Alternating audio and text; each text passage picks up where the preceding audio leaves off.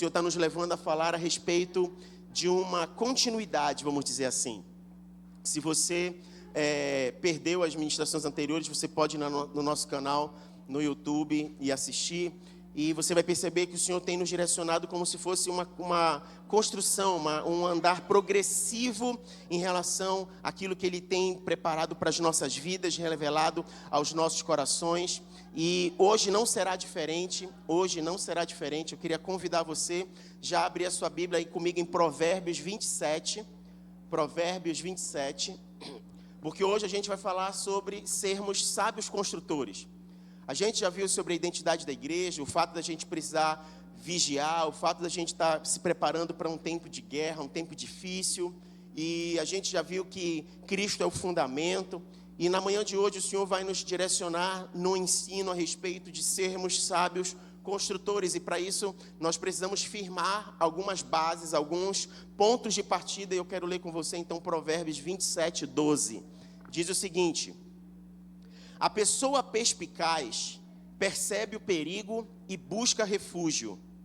O incauto segue adiante e sofre todas as consequências. Quero ler com você de novo. A pessoa perspicaz percebe o perigo e busca refúgio.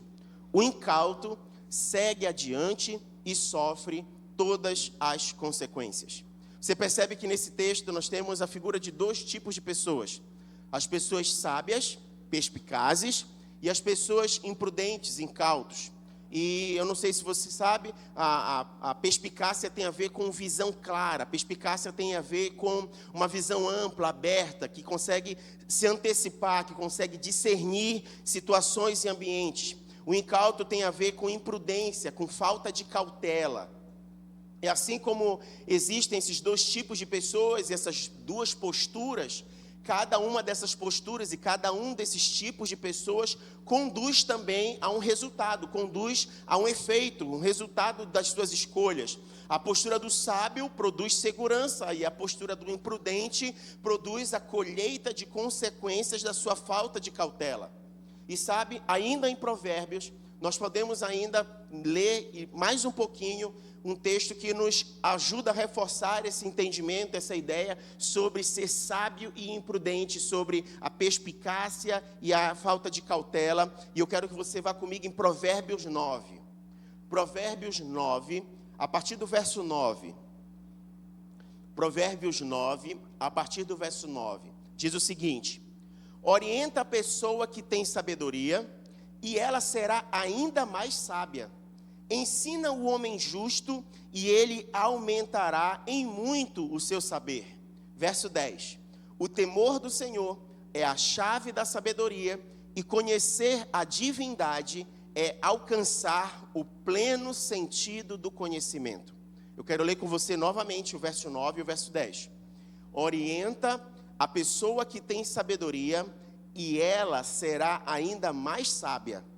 Ensina o homem justo, e ele aumentará em muito o seu saber. O temor do Senhor é a chave da sabedoria, e conhecer a divindade é alcançar o pleno sentido do conhecimento. Você percebe nesse texto uma situação muito interessante. E talvez isso confronte a gente com relação à impressão e o entendimento que a gente tem do que é sabedoria. Talvez você, assim como eu, já tenha encontrado pessoas muito inteligentes e que você até atribui a ela esse sinônimo, essa característica, como alguém sábio por conta da inteligência. Mas você já percebeu que, humanamente falando, pessoas muito inteligentes, elas têm dificuldade de ouvir conselhos? Elas têm dificuldade de ouvir o outro? Porque elas são tão inteligentes que elas se acham capazes demais, ao ponto de achar o outro inferior a ela, por conta do nível de inteligência. Então ela avalia o outro baseado no seu parâmetro. Então, se eu sou muito inteligente, eu não te acho tão inteligente. E aí eu não dou tanta atenção para o que você está falando, porque eu não te acho tão inteligente. Pois é, esse é o problema de nós confundirmos a inteligência com sabedoria. E o texto nos fala de um tipo de sabedoria muito diferente, porque não está ligado à sabedoria humana. Está ligado à sabedoria divina, ou seja, algo dado pelo Senhor. E como é que você percebe isso? Pelas características da pessoa sábia descrita no texto.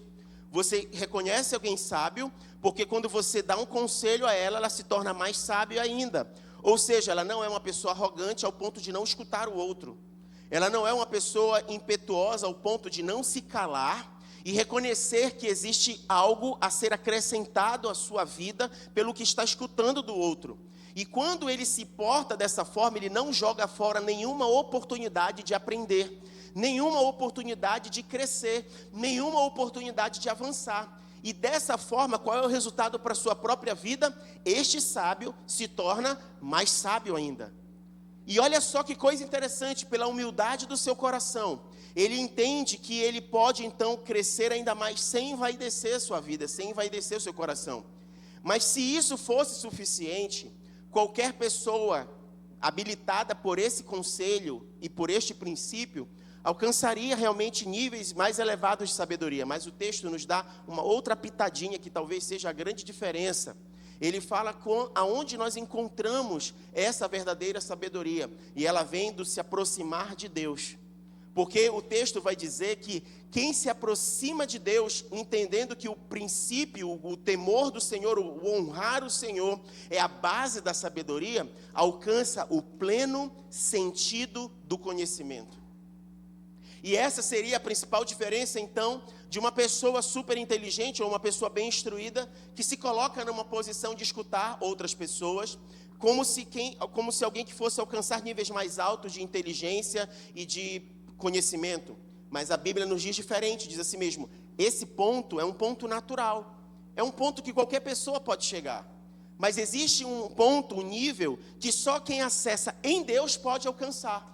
Então, quanto mais você se aproxima de Deus, mais você o honra, mais você o conhece, e essa relação de conhecimento de Deus lhe leva a um patamar de pleno sentido do conhecimento, ou seja, um patamar de sabedoria que naturalmente ninguém chegaria.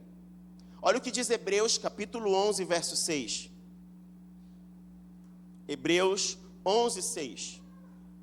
Em verdade, sem fé é impossível agradar a Deus. Portanto, para qualquer pessoa que dele se aproxima, é indispensável crer que ele é real e que recompensa todos que se consagram a ele.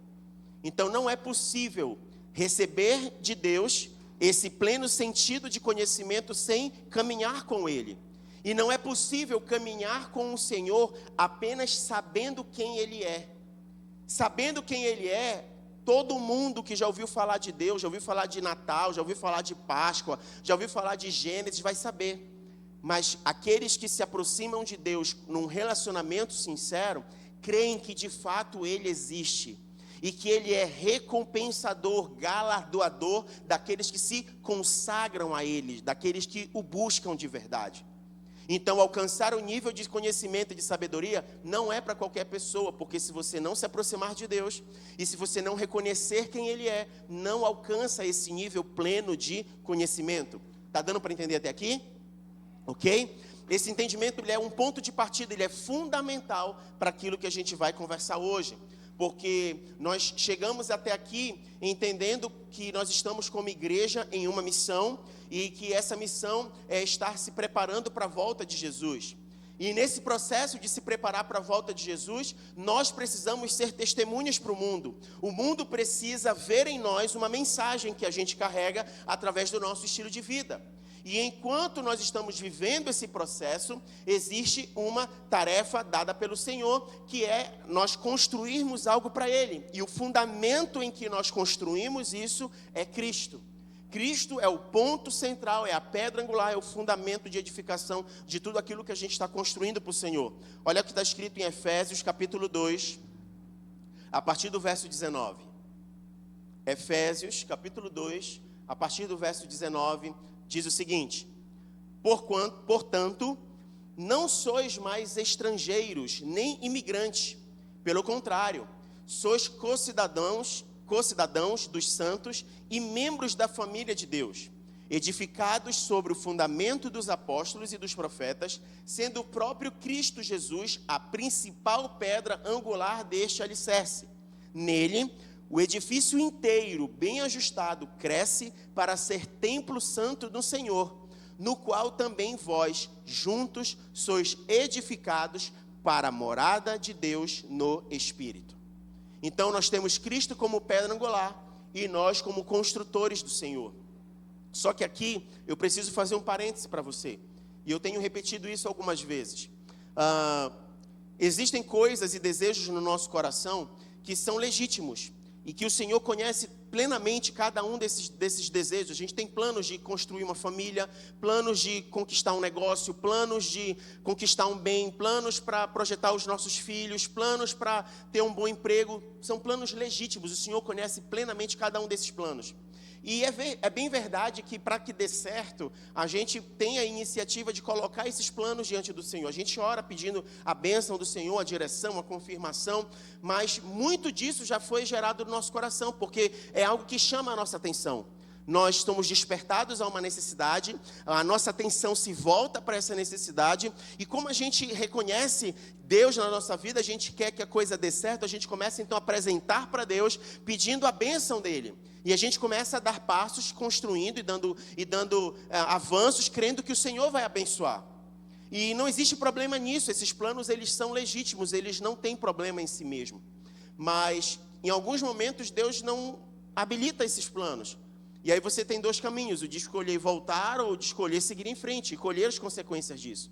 Mas também existem situações em que a gente vai ver a aprovação de Deus, a bênção de Deus, porque são planos legítimos, mas a gente esquece de saber se o fato de nós estarmos construindo algo para a nossa vida tem a ver com aquilo que a gente está construindo para o próprio Senhor. Espera aí, pastor, qual é a diferença disso? É porque geralmente o que a gente está construindo para a nossa própria vida é para cá, para esta terra. E um dia, nossos dias vão cessar nessa terra. E um dia vai chegar o fim da nossa história, seja pela volta de Jesus, seja pelo fim dos nossos dias. E o detalhe é, e o que vem depois? O que adiantou eu ter ganhado o mundo inteiro, ou seja, ter sido bem sucedido em todos os meus planos, ter recebido a bênção do Senhor, ou o ok do Senhor para tudo aquilo que eu construí, olhar à minha volta e ver que deu tudo certo sobre aquilo que estava dentro do meu coração, e chegar na eternidade e ter uma surpresa. Do que adianta? E é por isso que a gente não pode confundir as bênçãos dessa terra e as conquistas que a gente tem aqui com o aval do Senhor e o propósito do Senhor sobre o que Ele quer construir e edificar. Porque, deixa eu falar uma coisa para você, Deus não está pensando prioritariamente nesses aspectos. Ele sabe que nós precisamos de cada um deles, mas a urgência do coração de Deus não é essa. A urgência do coração de Deus é que a sua noiva esteja preparada para o dia da sua volta. Porque Ele quer voltar e encontrar uma noiva preparada.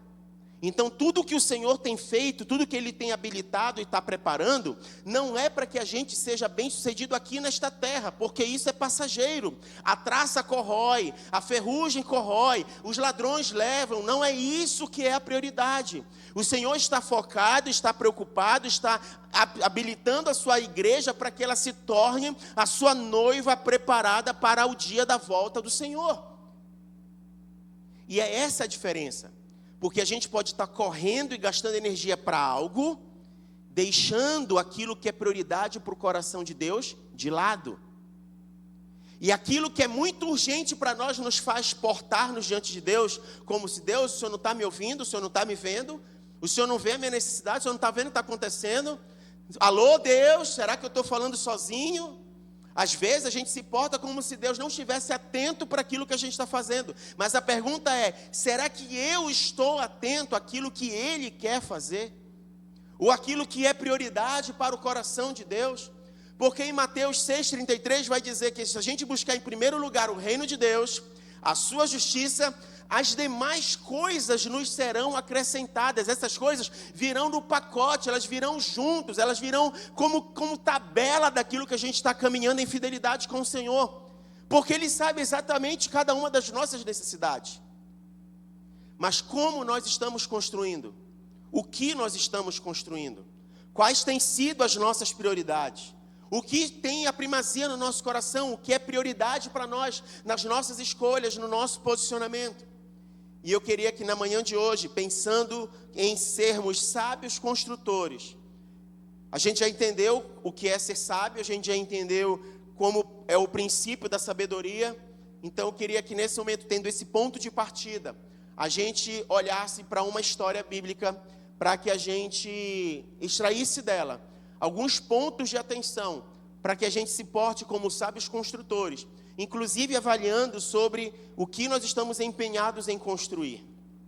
E nós vamos meditar hoje sobre a história de Neemias. Você já deve ter ouvido falar de Neemias.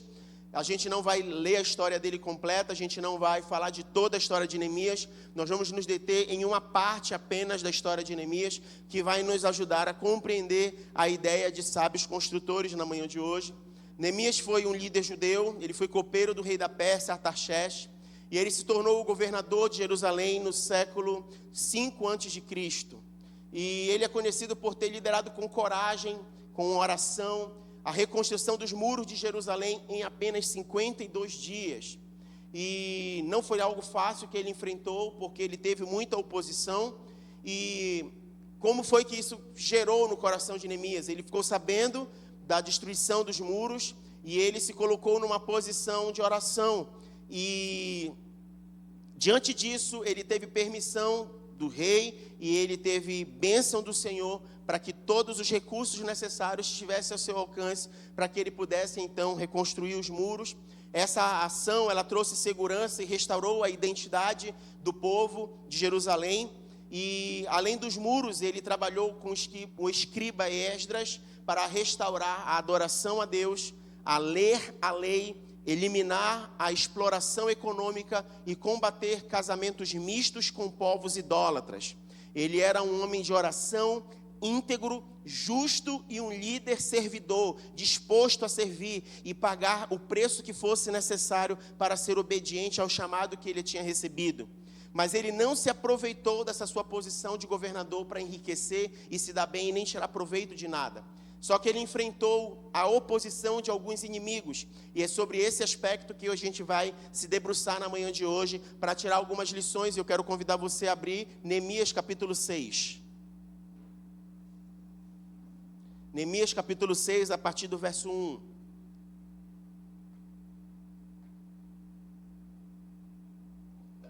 Diz assim: tendo ouvido Sambalate, Tobias, Gesem, o árabe, e o restante dos nossos inimigos, que eu tinha edificado as muralhas, e que nelas não havia mais nenhuma brecha, embora até então eu não tivesse instalado os portais em seus devidos lugares, Sambalate e Gesem mandaram-me o seguinte convite: vem, vamos encontrar-nos em uma das aldeias da planície de Ono.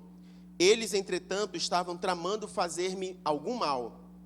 Por essa razão, enviei-lhes mensageiros com esta explicação: estou executando um grande projeto e não posso descer agora. Afinal, por que eu deveria parar minhas obrigações e deixar a obra para encontrar-me convosco? Eles me enviaram esse convite 4 vezes, e todas as vezes lhes dei a mesma resposta. Pela 5ª vez, Sambalate enviou-me o seu homem de confiança com uma carta aberta na mão. E nessa missiva estava escrito: comenta-se entre as nações, e Gesem é testemunha, que tu e os judeus planejais uma rebelião. Por isso estás construindo os muros. Dizem também que desejas tornar-te rei deles, e que, portanto, nomear-te profetas em Jerusalém, para proclamarem a teu respeito a seguinte mensagem: há um rei em Judá. Essas notícias inquietantes chegaram aos ouvidos do rei. Por isso, é bom que venha depressa e esclareçamos este assunto. Então, mandei dizer-lhe: de tudo o que dizes, nada corresponde à realidade. Tu, do teu próprio coração, é que os inventas. Verso 9.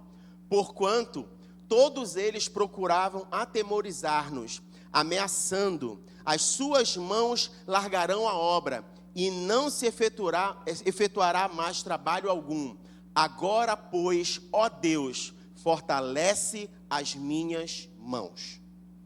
Esse é o texto que a gente vai se debruçar hoje. E você tem aqui o momento em que Neemias está chegando na reta final da construção dos muros. Como os muros foram construídos? Fácil. Cada morador na frente da sua casa era responsável em construir a parte da frente da sua casa. Numa mão eles estavam segurando espadas, na outra mão as ferramentas de construção. Era assim que eles estavam. Porque eles sabiam que durante a construção poderia haver um enfrentamento com inimigos e opositores daquela obra. E Neemias os liderou de uma forma que dia e noite ninguém parava de construir o que estava sendo feito. Dia e noite eles estavam atentos e vigilantes para que a obra não parasse. E é por isso que em 52 dias todo o muro foi reconstruído e a cidade voltou a ser protegida. Por conta da responsabilidade de cada um que fez a sua parte, por conta da liderança de Neemias que não deixou o seu posto e foi inspiração para todos eles, porque o Senhor deu provisão e não faltou recurso nenhum. Mas isso não significa dizer que não houveram opositores e pessoas que se levantaram contra o que estava sendo feito. E a gente leu aqui Sambalate, Tobias e Gesem. E a postura deles foi uma postura de manipulação diante da posição de Neemias e diante da obra. A obra não estava completamente construída, faltavam as portas. Ou seja, o muro estava pronto, mas pessoas poderiam entrar além do muro, passando pelas brechas da onde deveriam ser colocadas as portas. Então, ainda necessitava de bastante atenção e prontidão das pessoas que estavam envolvidas nessa obra. E aí eu quero trazer para você um ponto de atenção. Cuidado com as distrações. O que a gente tem aqui é que Neemias foi chamado para uma reunião. E parecia uma reunião legítima, nós queremos conversar com você. Mas Neemias destaca no texto que ele entendeu, discerniu de que aquele convite não se tratava de qualquer reunião. Que eles não estavam dispostos a fazer algo proveitoso ou ajudá-lo na sua missão. Que na verdade, que essa reunião visava fazer-lhe algum mal. E o verso 3 é um texto muito conhecido, inclusive muitos líderes, pastores, usam esse texto quando falam da missão que receberam, da responsabilidade que tem sobre cumprir uma determinada tarefa para o Senhor. Como eu posso abrir mão? Eu não posso deixar de fazer aquilo que o Senhor colocou. Eu tenho uma boa obra a fazer e eu preciso completá-la, eu preciso concluí-la. Não irei abrir mão disso. E a gente percebe que diante da tentativa de distração, Neemias tem um discernimento espiritual do que se tratava. E a resposta dele não foi uma resposta natural, não foi uma resposta política. A resposta dele foi uma resposta de quem sabe a sua posição, sabe a urgência do seu coração e sabe o que precisa fazer. Ele não estava preocupado com o que os outros iam achar da sua resposta, mas ele respondeu com aquilo que era necessário. E ele demonstra então discernimento espiritual. E ele se posiciona diante da sua missão e diante do seu compromisso. Mas os seus inimigos, eles não pararam aí. A gente continua lendo o texto e mostra que eles usaram uma outra tática, que não foi só a distração. Eles usaram uma tática voltada para o medo e para a calúnia. E essa tática foi a da carta aberta. E o que significava uma carta aberta? Eles escreviam na carta o relato que a gente acabou de ver, expondo então uma acusação contra Neemias. E por que essa carta era aberta? É porque aonde o mensageiro passava, as pessoas poderiam ler a carta e poderiam saber o teor da carta. Então essa calúnia era uma calúnia pública, era uma mentira pública. E você sabe, assim como eu, que quando uma mentira ela é repetida mais de uma vez, ela é repetida várias vezes, as pessoas acabam acreditando como se ela fosse verdade. Então Neemias está agora diante de uma situação. O mesmo rei que o autorizou a fazer a construção, o mesmo rei que deu cartas de autorização para que ele passasse nos vilarejos e conseguisse os materiais sem que ele fosse importunado, agora corria o risco de ouvir um boato lançado por pessoas maldosas, levantando um falso testemunho contra Neemias. E toda a obra e tudo aquilo que ele havia feito poderia vir à ruína por conta deste boato. E eu não sei se você sabe, mas o rei, quando ele percebe que alguém o trai, essa pessoa que o trai, ela é condenada à morte. Então Neemias não estava só correndo o risco de não concluir a obra, ele estava correndo o risco, inclusive, de perder a vida. E diante desse cenário, que se tornou pior do que simplesmente vem aqui nos ver, agora a situação é, vem aqui e desmente essa história. Vem aqui e te defende daquilo que estão falando a teu respeito. Só que no versículo 3 a gente viu que Neemias agiu com discernimento espiritual.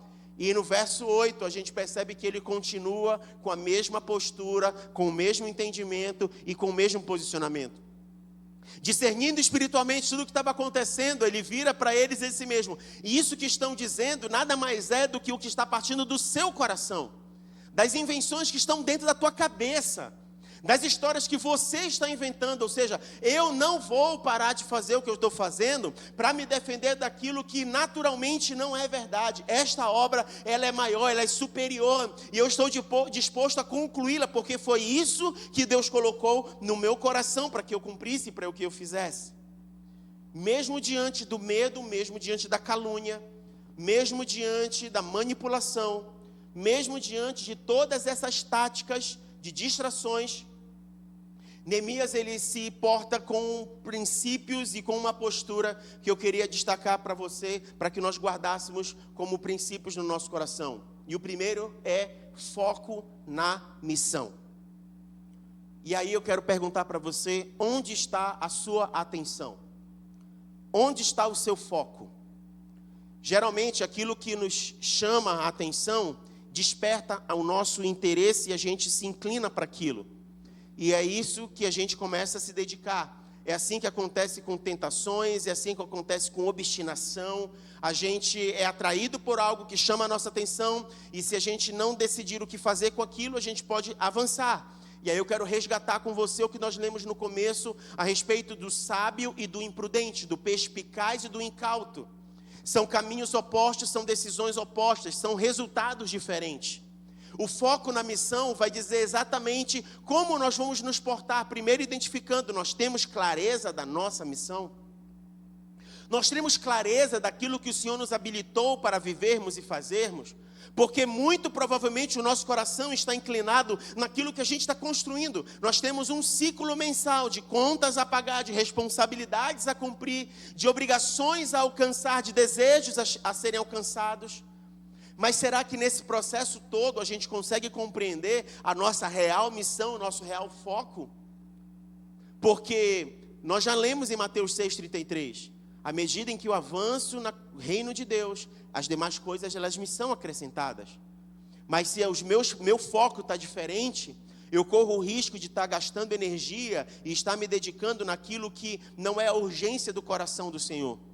E aquilo que eu posso entender como distração, na verdade, eu posso estar imaginando que são pessoas que estão querendo boicotar aquilo que eu quero conquistar. Porque eu quero ser uma pessoa bem-sucedida. E existem as pessoas que se opõem às minhas conquistas para que eu não dê certo. Pensar assim é pensar para esta vida e não estar entendendo aquilo que o Senhor está gerando e aquilo que é a urgência do coração do Senhor. O foco na missão está onde a nossa atenção está inclinada. O Senhor tem nos chamado para preparar um caminho, para sermos a voz profética para esta geração, preparar a volta do Senhor Jesus com uma mensagem de arrependimento, de conversão, de transformação de vida. Então, à medida em que a gente é transformado pelo poder do Senhor, pelo Evangelho, nós somos erguidos degrau a degrau, degrau a degrau, sendo edificados na pedra angular que é Cristo, nos preparando em maturidade para nos encontrarmos com o Senhor como uma noiva ataviada, uma noiva preparada, adornada pelo Senhor. Qual é o nosso foco? Onde está a nossa atenção? No verso 3, Neemias deixa claro onde está a sua atenção e qual é o seu foco. Ele diz: por esta razão enviei-lhes mensageiros com esta explicação: eu estou executando um grande projeto e não posso descer agora. Diante das distrações que podem te desviar do caminho e não dos teus sonhos, que podem te desviar da salvação e não dos teus projetos para essa terra, que podem te desviar de uma eternidade com o Pai e não dos prazeres momentâneos daqui. Essas distrações, elas precisam receber uma resposta, uma posição nossa de alguém que diz exatamente isso: eu estou ocupado preparando algo. Eu estou ocupado executando uma boa obra. Eu estou ocupado com as minhas obrigações e com o projeto que Deus colocou no meu coração, transformou a minha vida para que eu cumprisse e executasse. Eu não posso abrir mão desse projeto, eu não posso deixar essa obra, eu não posso abrir mão disso, eu não vou ser distraído por vocês. A gente lembra daquele texto, quem põe a mão no arado não pode olhar para trás. E a gente pensa muito que esse arado é aquela pessoa que assume uma liderança, é aquela pessoa que é o pastor da igreja, é aquela pessoa que tem uma responsabilidade dentro da igreja. Não vamos nos enganar, gente. A gente ainda continua olhando muito para esse estético, para essa aparência, para esse prédio, para esse nome, para essa denominação. Deixa eu dizer para você, isso não vai subir, não se trata disso. Isso aqui é apenas uma organização nesse lugar para que a gente possa se encontrar e ter uma referência. Não se trata disso, se trata da igreja, noiva do Senhor, aquela sem ruga e sem mancha, aquela que não tem nome denominacional de placa, mas aquela que é do Senhor, é propriedade dele. Se trata dessa noiva, é dele que nós estamos falando, é para ele que nós estamos vivendo. É dessa noiva que a gente está trabalhando. E é por isso que quando a gente põe a mão no arado, a gente não olha para trás. Porque não se trata de uma responsabilidade apenas. Eu quero dizer para você, e aí pastor, não significa dizer nada? Isso não significa, é um efeito, né? Ou seja, assumindo o meu papel como igreja e assumindo o meu papel como trabalhador e servo do Senhor, ele me habilita a determinadas tarefas. E claro, eu assumo essas tarefas. É por isso que nós temos então pastores, líderes e pessoas servindo. Mas a responsabilidade daqui não diminui em nada a responsabilidade daí. O fato das pessoas que assumem determinadas tarefas não desabilita a igreja, os demais irmãos, das suas tarefas também. E é disso que nós estamos falando. Quem põe a mão no arado, ou seja, quem assumiu o compromisso com o Senhor, quem entregou a sua vida a Ele, não pode olhar para trás, porque se trata de cooperadores para a sua obra, de alguém comprado por um alto preço, de um nome escrito no livro da vida. É disso que se trata. E foi por isso que Neemias entendeu, eu não posso abrir mão disso, porque um dia eu estava em oração, um dia o clamor veio ao meu coração, um dia eu senti compaixão dos meus pais, eu senti compaixão da minha nação, eu vi a destruição de Jerusalém, um dia o Senhor trouxe isso como uma urgência para o meu coração, e eu disse sim ao chamado do Senhor, e fui cumprir este chamado. Por isso, eu não vou abrir mão por qualquer convite, eu não vou abrir mão por qualquer chamado, eu não vou sair, não vou largar a obra que eu comecei, porque o Senhor me habilitou para ela, eu não vou abrir mão das minhas obrigações. É disso que o texto está falando. Foco na missão. E o segundo ponto é discernimento. Discernimento para ouvir a voz do Espírito Santo e não do seu eu e nem das pessoas. Existem muitas pessoas cheias de boas intenções que estão dispostas a nos dar muitos conselhos e muitas opiniões, inclusive. Nós mesmos, eu falei no começo, pessoas que se acham muito inteligentes, muito espertas, também são pessoas que se acham boas de decisão, seguras para tomar uma decisão. Mas sabe qual é o risco disso? É seguir a voz do eu. E sabe o que o mundo está dizendo? Siga a voz do seu coração. Falei até uma cara. Siga a voz do seu coração. É a mensagem do mundo.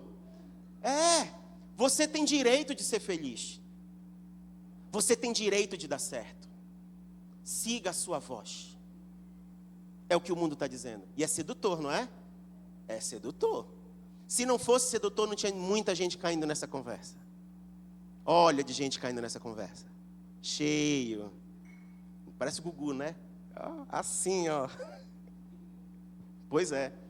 Só que o texto nos fala de discernimento. E discernimento não é entendimento natural. Discernimento no Espírito. E o que a Bíblia diz sobre isso? 1 Coríntios capítulo 2. 1 Coríntios capítulo 2, verso 14. Porque isso envolve não tratar com o natural aquilo que é espiritual. 1 Coríntios capítulo 2, verso 14 diz o seguinte: as pessoas que não têm o Espírito, e Espírito com E maiúsculo, tá? Espírito Santo.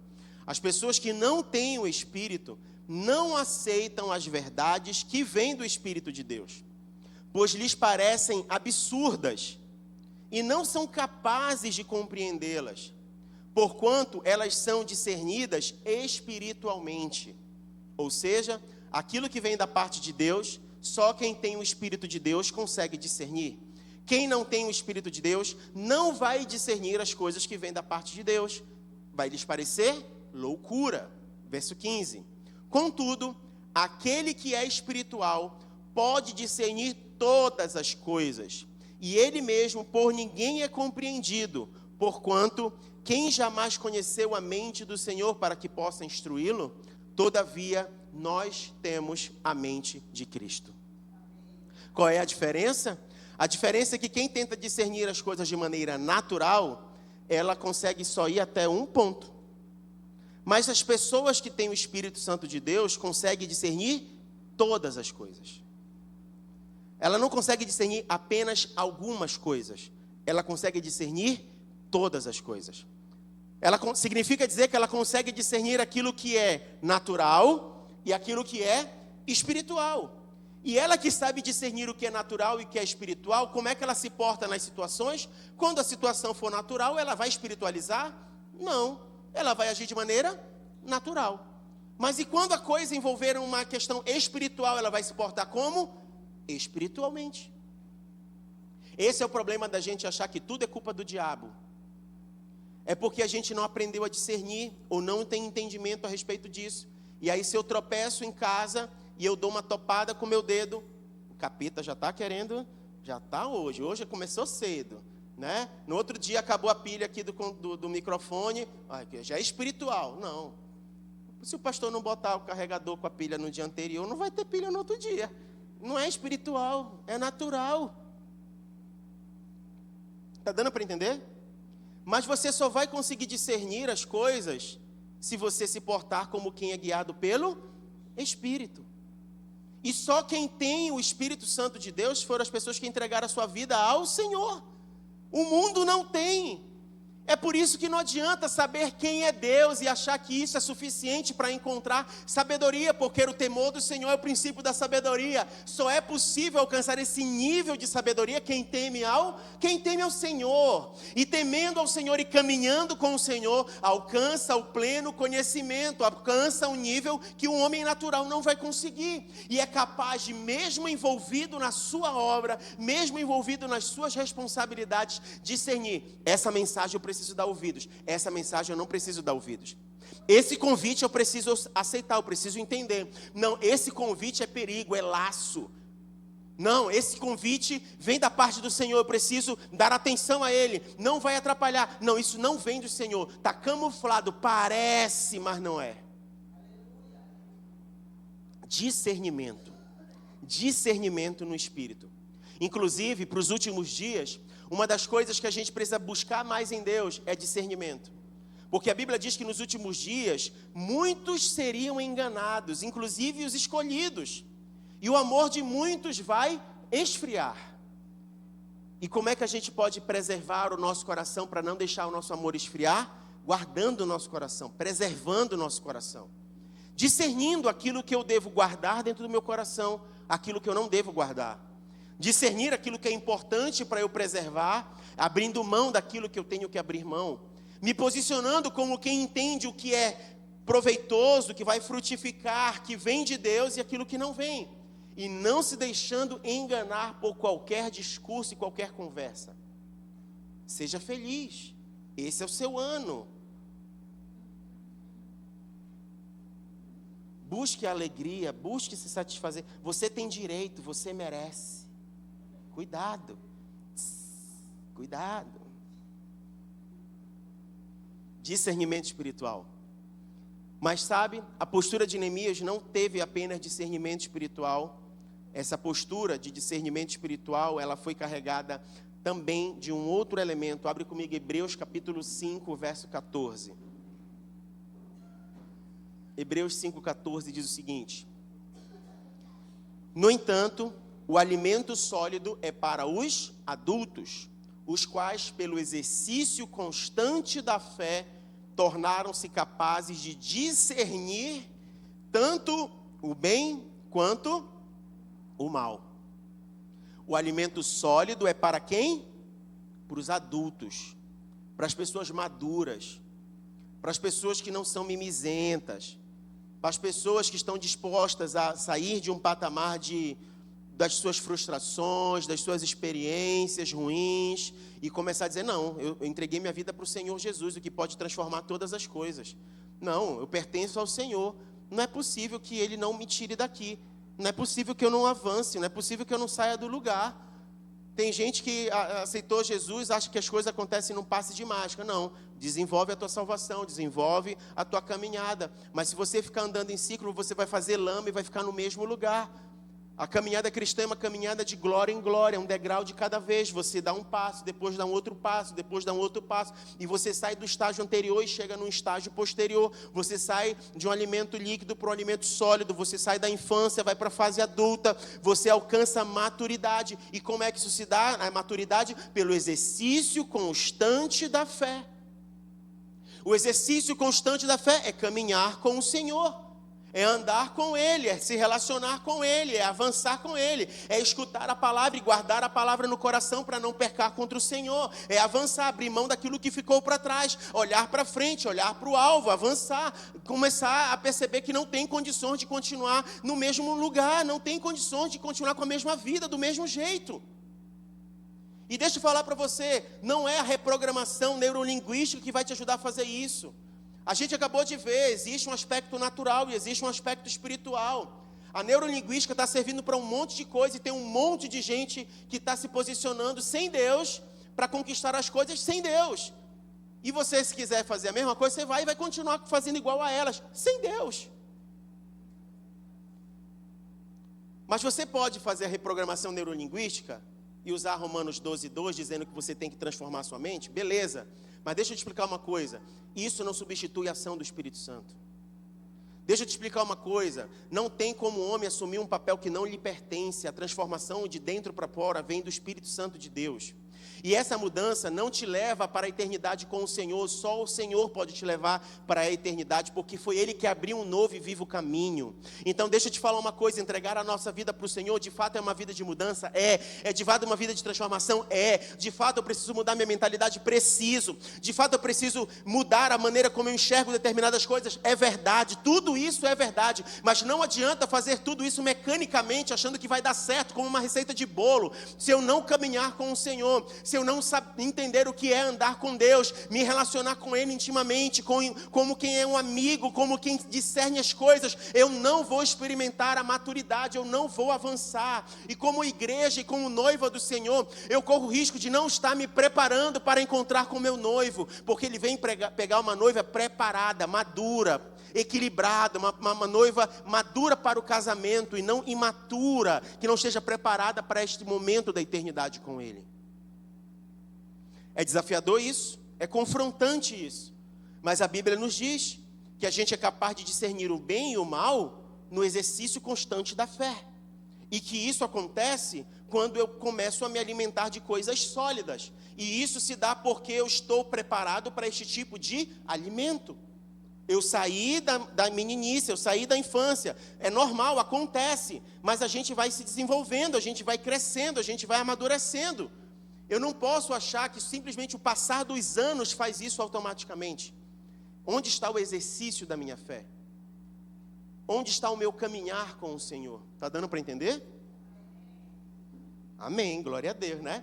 Então, esse discernimento, ele tem a ver com o compreender do caminhar com o Senhor, discernindo o que é espiritual e o que é natural, e tem a ver com maturidade. E o terceiro e último ponto é a resistência à calúnia.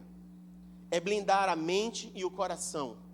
A resistência à calúnia é proteger o nosso coração para que a gente não permita que os ouvidos deixem cair no coração aquilo que não deve chegar no nosso coração. E no verso 9 a gente percebe a declaração de Neemias sobre isso.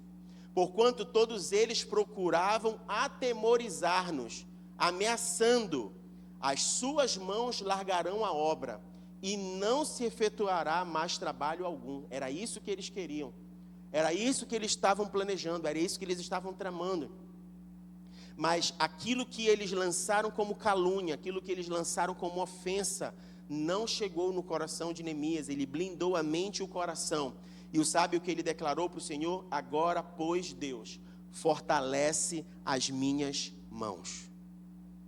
Sabe, quando as coisas não parecem boas, parecem bem difíceis, a gente começa a orar pedindo para Deus: levanta os pés de fulano, Senhor Deus. Tira logo ele da minha frente, que ele morra logo, que o Senhor me guarde, né? Tem coisas assim, né? Que a gente, às vezes, ouve as pessoas falam, não aqui, né? Mas tem gente, assim, de outros lugares que a gente ouve, né? Que ora assim, que pede assim, né? Pede logo para Deus levantar os pés, para mudar a situação, porque está perseguindo. Foi muito interessante, estava conversando com a Ana, semana passada ou retrasada, ela estava contando a história do estágio dela, lá onde ela estagia. E um ambiente de perseguição e tal, o pessoal menosprezando que ela é estagiária apenas, e aquilo já não estava fazendo bem para ela emocionalmente, estava pesando no coração dela, e ela não estava mais com disposição, com ânimo. Aí eu virei para ela e disse assim: Ana, essas pessoas representam alguma coisa para ti assim, valendo? Ela disse: não, são meus colegas de trabalho apenas. Mas, tirando isso, eles são teus chefes, são algumas coisas? Não, são ninguém, são as pessoas do setor do meu trabalho. Pode desligar a câmera para fazer o sinal que eu fiz para ela? Tô brincando. Eu falei assim: Ana, relaxa. Essas pessoas não pagam uma conta tua, essas pessoas não vão fazer diferença nenhuma para ti. Guarda o teu coração com relação a essas pessoas. Não liga. Daniel vira para mim: não ligo, né? Não liga, não deixa de dar testemunho. Porque sabe, uma hora, quando elas caírem em si, deixando de ser tolas, e elas perceberem do lado delas com quem eu posso conversar, com quem eu posso contar. Eu estou precisando, elas vão lembrar que tinha uma pessoa que não deixava o sorriso sair do rosto. Que tinha uma pessoa que atendia bem as pessoas que chegavam para o atendimento, mesmo quando estava cansada e sobrecarregada. Que não deixava de fazer nenhuma das tarefas que dava. Tanto que ela mudou de setor, né? Deus não mudou as pessoas, mudou ela de setor, né? As coisas mudaram, né? Outros ares agora, né? Mas sabe o que aconteceu? Chama lá a Ana, porque só ela dá conta de fazer o que a gente está precisando fazer aqui. Ela acabou de me dizer: pastor, eu pensei que eu estava livre do negócio, mas não me chamaram sexta-feira para fazer. E o que foi que aconteceu? Eu fiz, pastor. Mas por quê? Reconheceram: olha, quem é que dá conta? Quem é a pessoa que sabe fazer? Quem é a pessoa que faz direito? Chama lá a pessoa que faz direito para vir fazer. Chama lá a pessoa que sabe fazer. A estagiária. A estagiária chegando agora assim: olha, glória a Deus, glória a Deus, glória a Deus. Esse lugar não me pertence mais, ele não é mais parte de mim, mas olha só, é aqui que o Senhor está sendo glorificado com o que Ele colocou na minha mão para fazer. Sabe, gente, a gente precisa compreender a respeito disso. A resiliência, a calúnia, blindar a nossa mente, o nosso coração. E eu queria convidar você a se colocar de pé.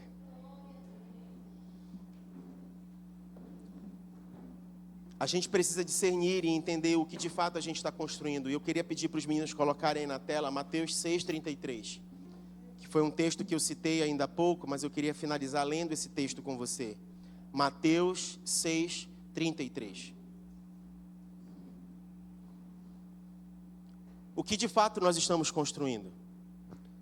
Eu quero dizer para você que é legítimo tudo aquilo que a gente tem como necessidade. E eu sei que se a gente parar aqui para dar testemunho, a gente vai ouvir inúmeras histórias. Um irmão aqui da igreja até conversando comigo disse assim mesmo: olha, eu fui demitido e eu comecei a procurar no LinkedIn a vagas de emprego. E eu me habilitei a uma vaga de emprego, fiz o processo da vaga de emprego. E no meio do processo o CEO da empresa me adicionou e começou a trocar mensagem comigo. E eu imaginei que ele estava trocando mensagem comigo porque ele me viu no processo da empresa. E não foi.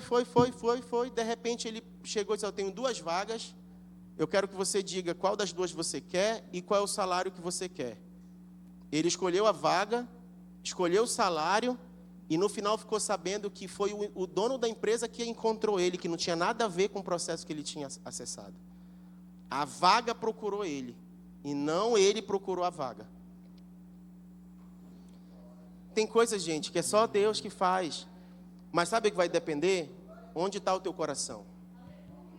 Onde está o teu coração? O que você está construindo? É para você ou é para o Senhor? Deus está sendo honrado naquilo que você está fazendo? É a urgência? O que carrega a urgência do teu coração? É a urgência do coração de Deus?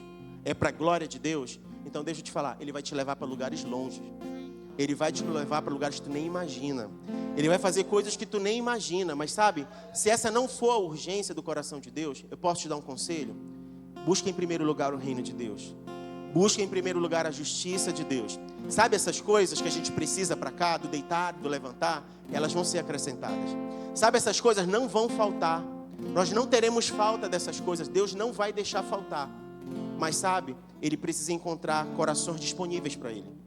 Ele precisa encontrar pessoas compromissadas com Ele, dispostas a largar tudo se for preciso. Abraão largou tudo. Para quê? Para obedecer um chamado.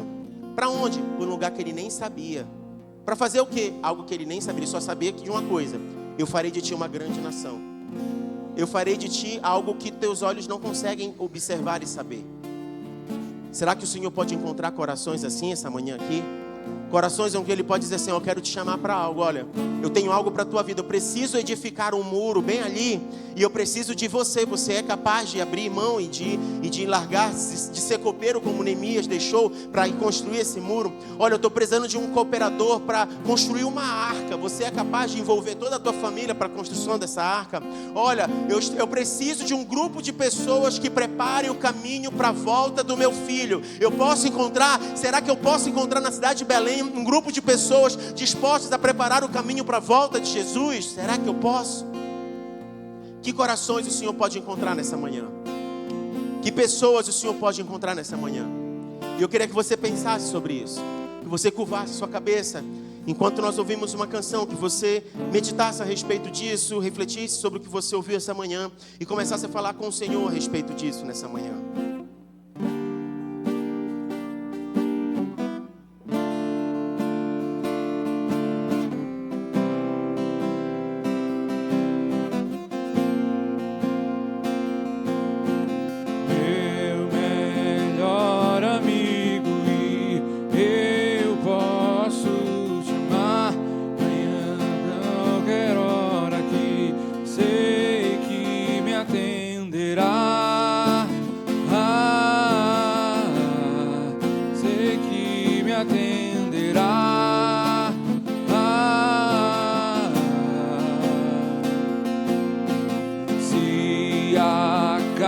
eu tropeçar, sei que segurará. Se cansar os meus pés, colo me dará, e me carregará.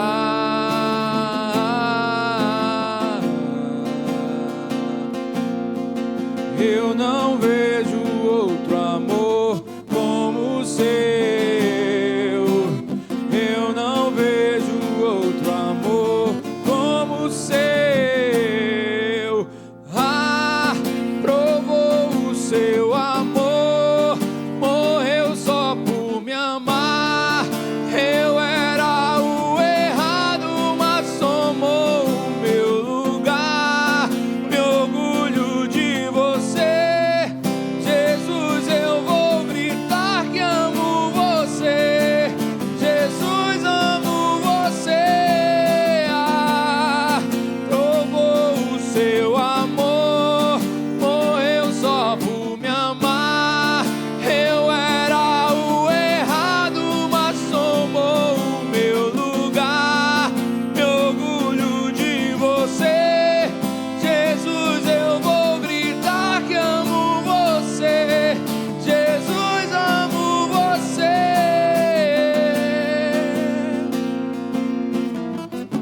Sabe, queridos, sempre que o Senhor nos permite ouvir a sua palavra, Ele nos abre uma porta de oportunidade. E eu queria que nós pudéssemos aproveitar nessa manhã exatamente isso, oportunidade. Se você entende que nessa manhã o que o Senhor trouxe ao seu coração, trouxe a esta igreja, te chama a uma posição, te chama a um posicionamento que você precisa assumir diante do Senhor, eu queria abrir esta oportunidade agora. e que você possa fazer isso diante do Senhor. Você não precisa fazer nada diante dos meus olhos e nem nada para mim. Você precisa se posicionar diante de Deus. E eu queria que você aproveitasse essa oportunidade. Nós vamos fazer uma oração sobre isso. E se porventura, saindo daqui, terminando aqui, você entender que precisa conversar, eu queria me colocar à disposição a igreja, para que a gente possa conversar. E a gente possa dar prosseguimento à posição que você assumiu nesta manhã diante do Senhor. Para que você possa crescer saudável como corpo, como igreja, como quem é amado pelo Pai e faz parte de uma família. Amém? Querido Deus, nós louvamos o nome do Senhor na manhã desse dia. E te agradecemos porque o Senhor nos trouxe até aqui para um encontro com o Senhor. Obrigado pela Tua palavra ministrada e obrigado pela oportunidade que o Senhor nos concede na manhã de hoje. Por isso, Pai, nós nos posicionamos diante de Ti como filhos amados, como quem reconhece que o Senhor é Pai amoroso, Deus soberano. E é por isso que nós pedimos diante do Senhor perdão, Pai. Pedimos perdão por toda ofensa, por toda calúnia, Senhor Deus. Pedimos perdão por tudo aquilo que entristece o Teu coração e por toda a falta de posicionamento como um construtor habilitado pelo Senhor, que foi resgatado da morte para a vida e que cumpre uma missão para a glória do nome do Senhor. Nessa manhã nós queremos assumir este posicionamento e nos portar como filhos obedientes e amados, como quem de fato está habilitado a cumprir a obra e ao chamado que o Senhor tem separado, Pai. Nós queremos, assim como Neemias, Pai, não abandonar, Senhor Deus, a espada para a guerra que nós precisamos ter em mãos, mas também as ferramentas para a construção de tudo aquilo que o Senhor nos habilitou para fazer. Nós queremos, Pai, ser fiéis construtores e sábios nesta geração, lançando uma mensagem de testemunho que glorifica o Teu nome. E é assim que nós queremos nos posicionar na manhã desse dia. Por isso, Senhor Deus, fortalece os nossos pés. Por isso, Senhor Deus, habilita o nosso caminhar. Por isso, Senhor Deus, nos traz discernimento, maturidade.